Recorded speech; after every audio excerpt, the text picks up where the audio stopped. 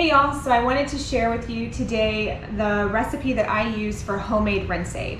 This is 2 ingredients, very simple, and it's very effective for cleaning dishes, especially if you have hard water and things like that. So what I do is I use this old bottle of Cascade liquid, and I think these are, $5 to $10 at the store depending on what size you buy. So I do reuse the bottle. And here I have 3 that I've done over time. You can kind of see this is one that I did several weeks ago. This is probably 6 to 8 weeks old, if not older. This is probably 4 to 6 weeks old, and this one's probably 2 to 4 weeks old. And you can kind of see as they sit in the white vinegar solution that they do start to age, and you can see them a little darker. So I just rotate them out. So when I know I'm making a new batch, I grab the oldest one, the one that's been sitting the longest, and then I will use it to fill my new bottle there. So I'm gonna empty this one first so it pops off. I use a mason jar. I don't seal them.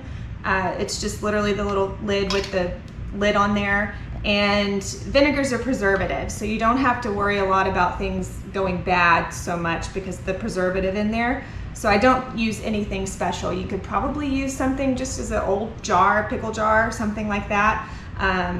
That's possible. I just happen to have these laying around, and that's what I use. So a funnel is essential for filling things and doing things like that. So these I got off of Amazon, super cheap, like $2, or you can probably get them at your dollar store.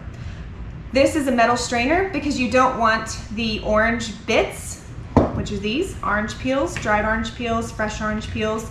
You don't want those bits getting into your dishwasher, so straining it is an important step. So here I've got it, and I'm going to pour the vinegar and the orange peel. So now you can see the liquid is nice and orangey because it has the orange peels strained through it. And so these are all of the orange peels that got, and it has a nice smell with the orange zest. You can use other, lemons as well. I haven't tried that because you have to put the peels in there, and I just haven't tried that, but that's certainly something you could do. So I'm gonna put this over here. This will just go into the compost. Pretty simple. And I've got my solution now, and I don't dilute it or anything. So this filled it up to about right there, 1 jar. These fill up a little bit more to the top, but this really works great for your dishwasher. So how did I make it? Let me rinse this out, and I'm gonna show you how we did that.